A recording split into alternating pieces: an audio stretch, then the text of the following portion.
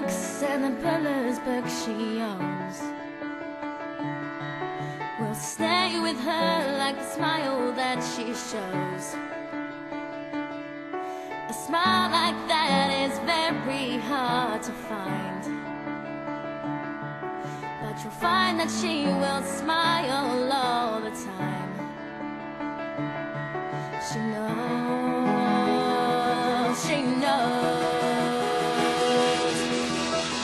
Ginger hair is pretty, yeah, I know. And with this urban look she kinda glows.